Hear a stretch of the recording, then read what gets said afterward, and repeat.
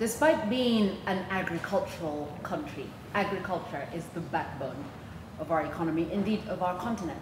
Much of the food that we produce goes elsewhere. The value add is not here, whether it's tea or coffee or chocolate, whether indeed it is all of the fresh produce, the flowers, the fruit that we send to Europe and beyond. We don't do the value add, we just produce. And yet, if we did, we would retain not only the profits that are to be made, but also such a high nutritional value. And the fact that we would have a lot more food available to us, to our populace, all year round. Our next guest is doing exactly that. And not only is she preserving and value adding for food, but she's ensuring that in the process she retains our culture, our customs, and our taste palettes. Hi, my name is ReneeSense, and you are watching Makeda, stories of phenomenal women in STEM, in service, and in business. Welcome. Today on the show, we're speaking with Rizichi Gidenji. Rizichi is doing something really incredible. With the sources that she has, she's decided not just to create something that could go on the shelf, but something that provides an avenue to protect and preserve our own culture. You don't want to miss this. First of all, welcome, Rizichi. Thank you. So you have a series of products, and we're going to talk about them a little bit. But I want to go back to when you first started your Rizichi chili sauces. Yes. And what inspired you to start? Well, it wasn't something that, I woke up thinking, oh, I had a great inspiration. Well, as I'm from a background of Mijikenda, the Choni, I'm also half Zimbabwean. So I grew up eating chilies. I lived abroad.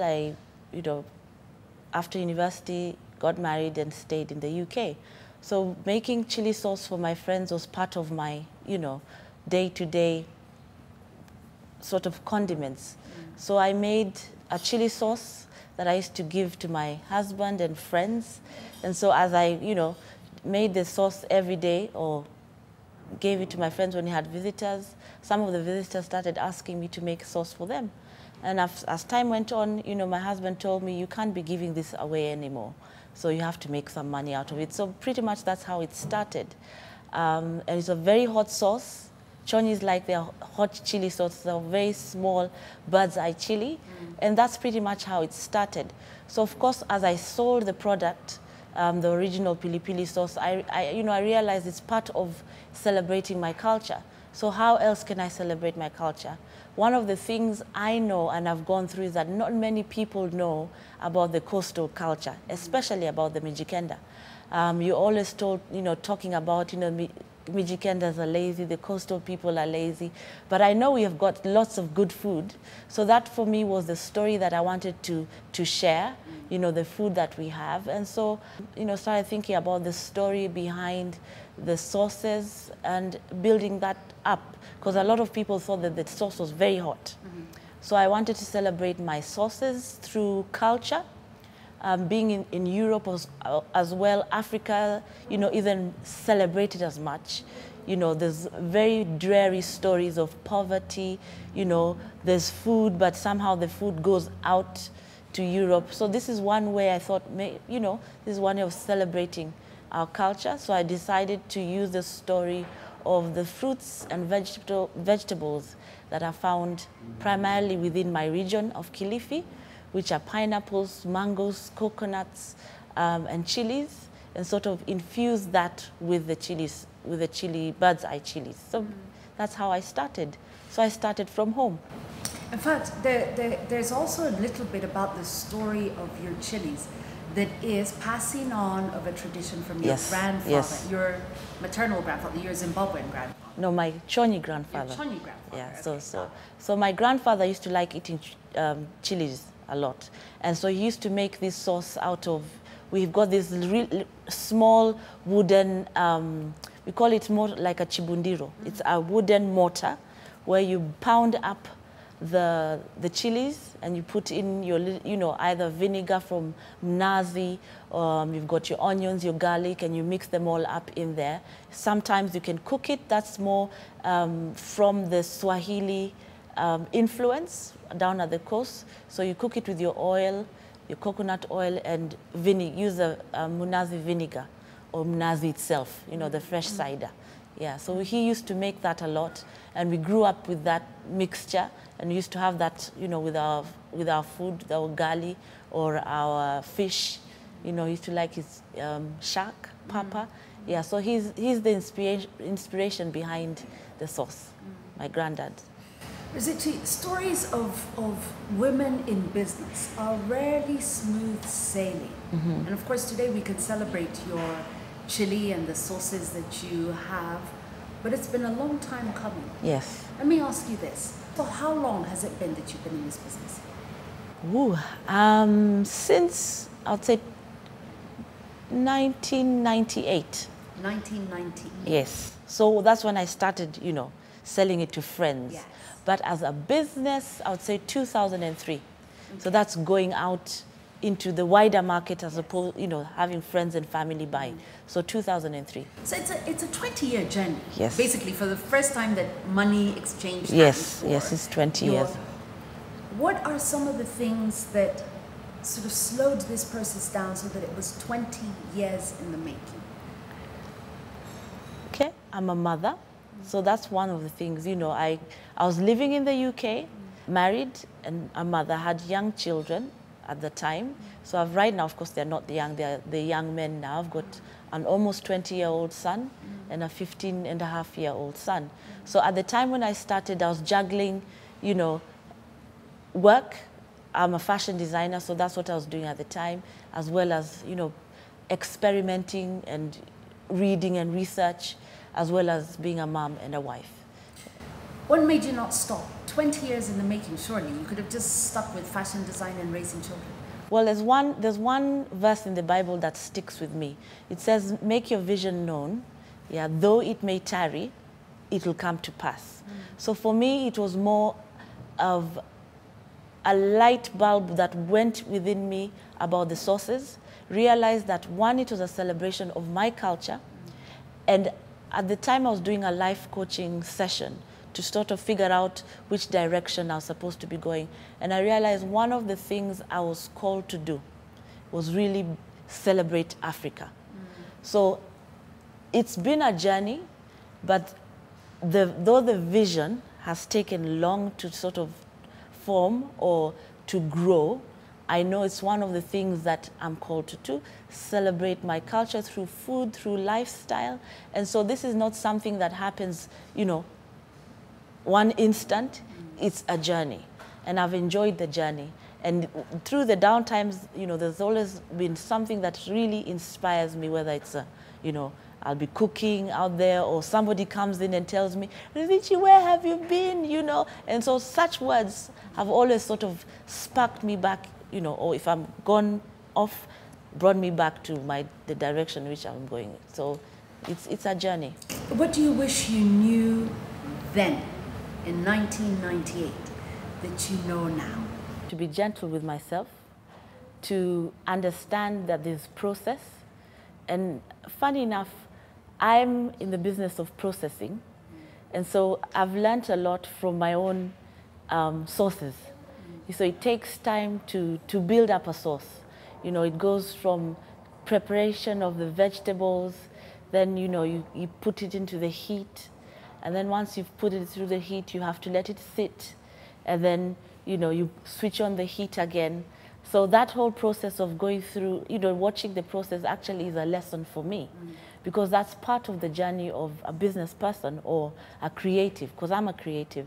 So when you're creating something, you can't rush it.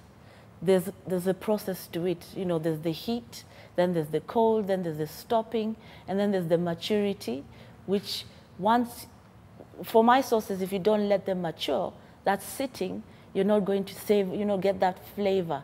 And with time, the flavor becomes better. So I guess with time, my flavor has become better. So I've learned a lot. There's been heat, which has served to sort of break down all the thoughts that I had, you know, sort of preconceived ideas of the journey I was going to go through. You know, I thought when I decided I was going to, you know, move back to Kenya, that didn't happen immediately. You know, that was a process in itself. I had to balance family. There were decisions that needed to be made.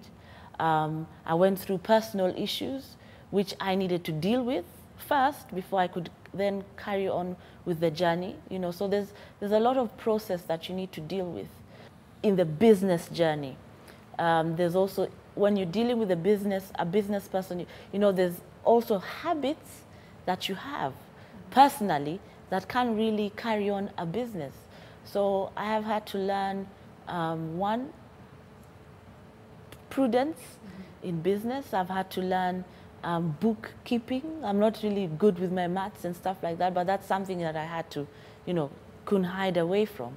You know, you have to have your numbers.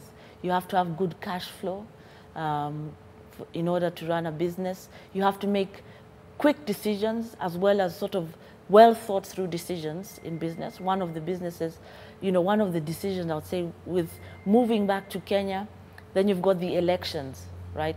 You've got all these ideas, then you've got all these issues coming up which have nothing to do with you. The political climate, business comes to a complete halt. What do you do with the people who you've employed? You know, so you have to cut down. Okay, do I have all permanent staff? Do I have some more casual? How do I manage that?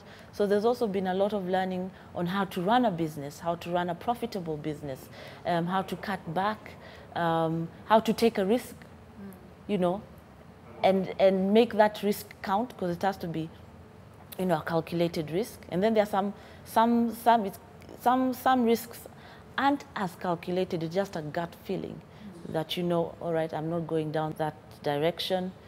Completely changing a mindset, coming from living abroad, living in an English, British lifestyle, coming to Africa, doing business. That in itself, you know, had to change the model. I came with the pounds, knowing that the pounds were going to change the shillings, but that was not the case. So it's all part of that journey of mixing it all up. So of course, when I'm cooking, I mix up, you know, all the ingredients. So I look at the different phases or the different issues as the ingredients, which are then put into this pot, which is rizichi. And then there's the heat of life, the struggle, which then create this woman. What do you wish that people who were working with, investing in, or dealing with women-led businesses understood about women-led businesses that's specific to them? Women-led business have a unique dynamic. So I'll just speak for myself. As a woman, one of my, I would say, character traits is one of nurturing, you know. So I will nurture whatever it is that I'm given, you know. So I will nurture my children. I have my children to nurture. I have my family to nurture, as well as my, you know, the employees. So that's one of a dynamic a woman-based business has. It can be a bit tricky because sometimes you don't have that. You don't need to be nurturing. You know, there are times when you need to, you know, have a straight, cutthroat, black and white decision making or direction. But I think that's a dynamic many women struggle with. You know, it's pretty much a man's world here. And even when you talk to the investors of, you know, what's your plan? What are you going to do? You know, for me, that was a struggle because generally of the nature that I am. I'm not a type A personality per se. You know, there's that nurturing side, so I'll be thinking of the goody-goody side of things. And I think a lot of women do struggle with that, but that's also a good element because you can go through the ups and downs of nurturing. So you're taking baby steps, and then you know when it is that you need to let go. So I think it's an advantage as well as a disadvantage. Yeah. Going forward, where do you see the place of value addition for food in relation to food security in Africa? There's no way as Africans or Africa going forward we can ignore value addition as part of our day-to-day living. Why do I say that? One of the inspiration was celebrating my traditional methods of preservation. Now, one of the things we've done is we've totally ignored that there are traditional methods of preservation. Those are ways in which, as Africans, we used to preserve our food naturally. No chemicals, no additives or preservatives. Now, we went off a tangent and went on to this mechanized production. Yeah, with the mechanized production, that means you are using all these artificial methods. There's what you call mass production. So you're producing loads of food in mass. So how do we manage that process? With chemicals. Yeah. So Africa now is going through a wastage of food, lots of wastage, yet we're starving. So how do we stop that wastage and preserve food? That was actually a traditional method which somehow slipped through the net. It was not being taught. It has not been passed down. So I think for me, one of the key things I want to do is to make sure that that is preserved. The methods themselves, apart from the food, the methods themselves, which are quite key, very easy to do for the preservation of our culture and the food. And so there's no, there's food security. So for instance, if we look at the areas where there's starvation or drought, you know, how do we manage that before that happens? You know, there was a story about 5 years ago when we had so many cabbages, you know, potatoes, milk, you know, being poured down. Apparently, blueberries are being given to cows. And how do we preserve that? Why can't we make food or package it in such a way that when the drought comes, you know, we're not having children starving. We're not having areas where there's abundance of food or even overabundance of food, and then some areas where there's none. So at the coast, it was quite disheartening to see drought, no food, and yet this is the area where my granddad used to preserve food. You know, they used to dry meat. What's happened? So for me, I'd like to see, and I think the direction Africa needs to take, is to really go back to basics. Let's preserve our food. Let's, even if it's in a small way, because that's how I started, you know, preserve the food, learn how to value add in the simplest way. You know, we don't know how to use, preserve or keep food without a fridge. We can. You know, we had the nyungus, and we did. We have the pots, the dark corners, we'd had our granaries, you know, dry, and there was ways in which there's the sun. Really, we have an abundance of sunshine. Why aren't we drying our skumas, mangoes, you know, all our fruits? We can dry them, keep them in a place, a small nyungu clay pot, or whatever it is that we make, and preserve our food.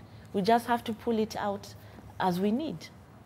I like what you've said, going back to basics, going back into our own history, going back into our own culture, and starting small to make sure that we are food secure. Yeah. Thank you. Thank you so very much. Thank you. Our phenomenal woman in value add, Rizitchi Kadenji, with her chili pillies. Well, next episode, we'll be speaking to yet another phenomenal woman in STEM, in service, in education. Thank you for watching, and if you do know of someone The email below is how you can let us know, because this year we are clear that we're going to interview 104 phenomenal women for the 52 weeks from the International Women's Day 2018 to 2019. Does it sound crazy? Even I'm getting heart palpitations, but I know that they exist, and I know that we should be celebrating them, because we're 51% of the population. We need our voices heard too, and our stories told. Please subscribe onto the channel below and give us your feedback. And of course, we'll be leaving contacts for each and every one of the women who we interview so that you can find out more from them. This is Renee Gamal, and thank you for watching Makeda, the stories of phenomenal women in STEM, in service, and in business.